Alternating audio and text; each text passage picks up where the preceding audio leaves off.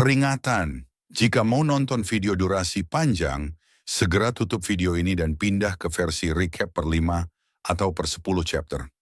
Jika belum ada video versi recap terbaru, tunggu aja sampai angka chapternya mencapai syarat recap. Itu aja, terima kasih.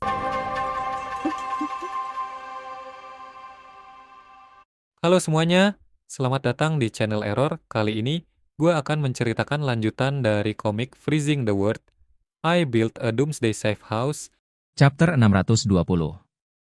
Segera setelah itu bola hitam kehampaan yang mengembang menjadi besar menghantam Kanute. Kekuatan yang terkandung di bola kehampaan itu menyebabkan wajah Seiichiro Jinguji dan orang lain di atas bukit berubah drastis. Ah! Teriakan Kanute terdengar keras saat bola hitam kehampaan menghantamnya. Tubuhnya penuh luka terkoyak karena terhantam bola hitam kehampaan. Sisiknya yang sebelumnya mampu menahan serangan dari ratusan alteri tidak mampu menahan kekuatan bola kehampaan. Kanute tidak pernah membayangkan bahwa dengan kemampuan tipe hewan hiu biru dan pertahanan penuhnya tidak berguna. Dan dia akan terluka parah karena serangan Zangi. Dia meraung pada Seiichiro Jinguji. Ronin, kau bohong padaku. Kekuatannya tidak seperti yang kau katakan. Setelah terikannya itu, semuanya menjadi sunyi sesaat karena kebanyakan telah dimusnahkan Zangi. Kecuali Kanute, ratusan bajak laut di belakangnya, termasuk Chen Xiu, semua yang terkena serangan Zangi telah musnah sepenuhnya tanpa sisa. Dari atas bukit Seiichiro Jinguji dan Feng Huangyuan melihat semua kejadian itu, dengan wajah keringan dingin Seiichiro Jinguji berkata, teriaknya hilang, ratusan bajak laut itu musnah. Feng Huangyuan merasa dibohongi. Sialan, informasi yang diberikan orang itu salah.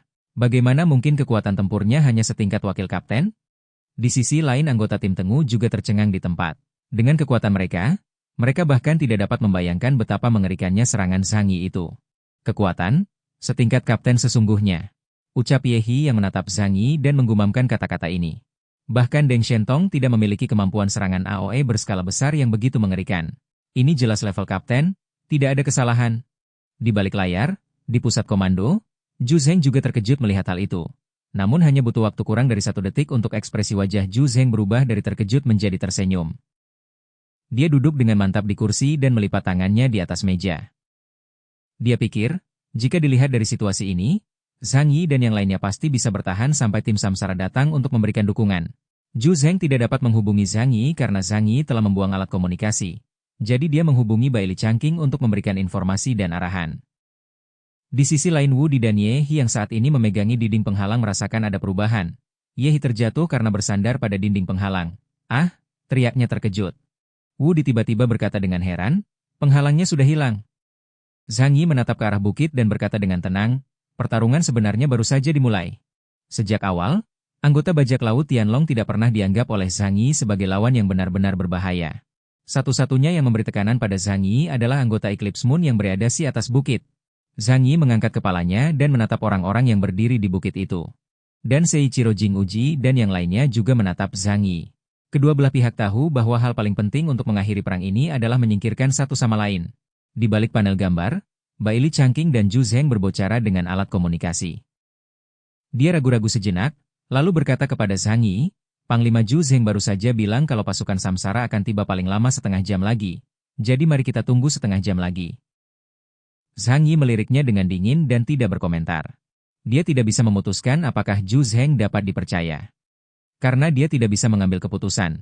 Baginya, lebih baik percaya kepada diri sendiri terlebih dahulu. Serahkan saja Jinguji Seiichiro padaku. Kalian urus yang lain saja. Seperti yang dia katakan sebelumnya, Zhang Yi meminta Bai Li Changqing untuk bertanggung jawab mengatur taktik. Kandang yang mengurung mereka sekarang telah hilang. Dan jarak antara mereka dan musuh sangat dekat, jadi tidak diragukan lagi akan ada pertempuran jarak dekat berikutnya. Bai Li Changqing memahami hal ini, dia mengangguk dan berkata, baik, pada saat ini, setiap orang harus mengandalkan kemampuan mereka sendiri. Biarkan Bai Li Changqing mengatur pembagian kekuatan tempur. Dia hanya perlu menahan para jenderal lawan selama setengah jam sesuai apa yang dikatakan Zhu Zheng. Karena Zhang Yi mencoba untuk mempercayai Zhu Zheng lagi kali ini. Bai Li Changqing segera mengatur tugas untuk anggota tim Samsara lain. Qi Guangming, Ye Jikang, Meng Xiu, Sui Miao, Lu Yinghao. Kalian bertanggung jawab untuk membersihkan kelompok bajak laut. Sisanya, ikut denganku dan singkirkan para Ronin Eclipse Moon. Di sisi lain Zhang Yi memberikan instruksi untuk Liang Yu, Hua Hua dan Yang Xin. Mari kita percaya lagi pada Zhu Zheng. Liang Yu, tolong bantu aku menahan salah satu kekuatan utama Eclipse Moon. Hua Hua, Larilah secepat yang kau bisa jika perlu untuk melindungi hidupmu dan hidup Xin-Xin. Hampir tidak ada mutan yang bisa mengejarmu. Liang Yu mengangguk. Baiklah. Dia menggenggam erat Long Ming di tangannya dan menatap ke arah bukit. Sukamoto Nobunaga di puncak bukit juga menatapnya. Terpisah oleh jarak beberapa ratus meter, tatapan membunuh di mata mereka membuat udara menjadi dingin. Aku sudah memutuskan lawanku, kata Liang Yu.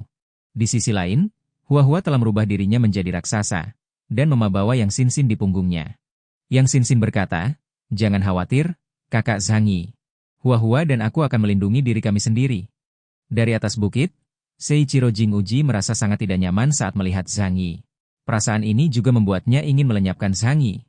Dia menatap Feng Huangyuan dan berkata, Feng Huangyuan, kau dan aku akan membunuh kapten tim musuh terlebih dahulu.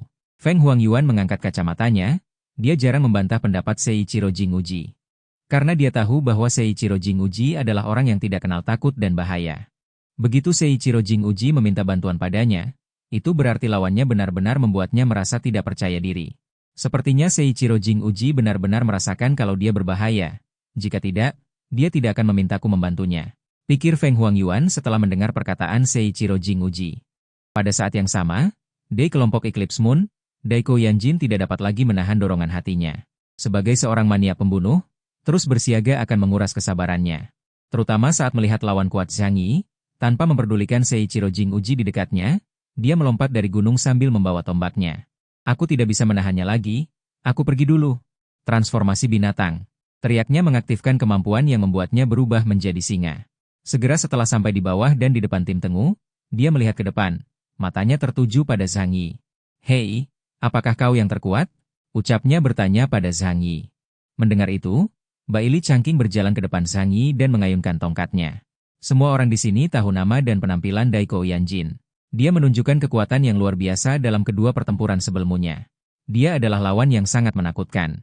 Analisis data yang dilakukan oleh Departemen Riset Ilmiah Wilayah Jiangnan memberikan hasil indeks kekuatan sebesar 7.200 poin. Karena itulah Baili Changqing mengambil inisiatif untuk bertindak sebelum Zhang Yi sempat berbicara. Baili Changqing berkata dengan dingin, Ronin, bagaimana kalau bertarung denganku? Tatapan mata Daiko Yanjin tertuju padanya. Di antara para master, seseorang dapat merasakan kekuatan lawan hanya dengan mengandalkan auranya. Kecuali Zhang Yi.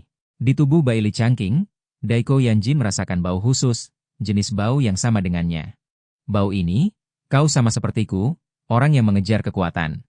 Daiko Yanjin mengangkat tersenyum. Dia tidak memberikan jawaban, tetapi dia segera menerjang dan ke depan dan mengayunkan tombaknya. Kalau begitu aku tidak akan menahan diri. Ucapnya sambil menerjang ke arah Baili Changqing. Klang! Suara dua senjata berbenturan terdengar keras. Setelah itu chapter 620 pun berakhir. Yaping hari ini adalah bang narasi tuh kebanyakan ditambah-tambahin, banyak omong kosongnya. Ahem, gue kasih tahu ya, narasi itu hanya 10% yang gue bikin sendiri, sisanya gue kutip dari novelnya. Kalau lu merasa kepanjangan, di novel lebih panjang dan lebih detail lagi. Mending lu baca novelnya dan sana. Pusing-pusing dah sana lu timeline dialognya beda sama di komik. Jangan lupa klik tombol like dan tinggalkan komentar kalian guys. Jangan biarkan kolom komentar kosong. Kalau kalian punya kritik dan saran, ketikkan di kolom komentar. Itu aja. Adios. Ini suara Brian yang error jadi kayak anak jaksel. 620. Segera setelah itu bola hitam kehampaan yang mengembang menjadi besar menghantam Kanute. Kekuatan yang terkandung di bola kehampaan itu menyebabkan wajah Seiichiro Jinguji dan orang lain di atas bukit berubah drastis. Pusing? Pusing web mana lagi yang normal?